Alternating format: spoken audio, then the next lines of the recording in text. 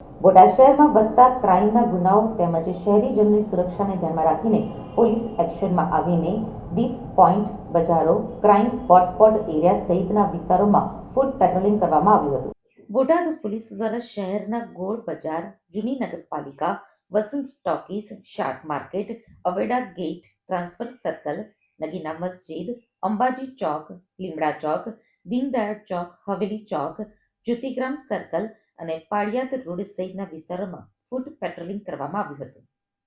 જેમાં એક DYSP, 2 PI અને 50થી વધુ જવાનો દ્વારા ફૂટ પેટ્રોલિંગ કરવામાં આવ્યું હતું. આજરોજ બોટાદ ટાઉન પોલીસ સ્ટેશન વિસ્તારમાં આઈજી સર અને એસપી સરની સૂચનાથી બોટાદ શહેરના મુખ્ય માર્ગો, જે શાક માર્કેટ છે તથા જે મુખ્ય સર્કલો છે અને બસ સ્ટેશન વિસ્તારમાં છે, એક ડીવાયએસપી, 2 પીઆઈ તથા 50થી વધુ જવાનો સાથે ફૂટ પેટ્રોલિંગ અને ફ્લેગ માર્ચનું આયોજન કરવામાં આવેલ હતું. મુખ્ય રીતે જોઈએ તો જે બોટાદના મુખ્ય રસ્તાઓ છે,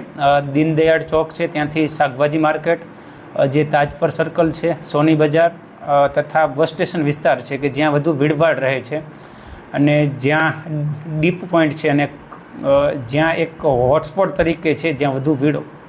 ડેઇલી હોય છે, એવા વિસ્તારોમાં ફ્લેગ માર્ચ અને ફૂટ પેટ્રોલિંગનું આયોજન કરવામાં આવેલું હતું. તો શહેરમાં વધતા ક્રાઇમ તેમજ અન્ય ગુનાઓને ધ્યાનમાં રાખીને તેમજ શહેરીજનોની સુરક્ષાને ધ્યાનમાં લઈને તેમજ કાયદો વ્યવસ્થાની સ્થિતિ જળવાઈ રહે તે માટે રેન્જ આઈજી, જિલ્લા પોલીસ અધિક્ષકની સૂચનાથી બોટાદ શહેરના વિવિધ વિસ્તારમાં ફૂટ પેટ્રોલિંગ કરાયું હતું.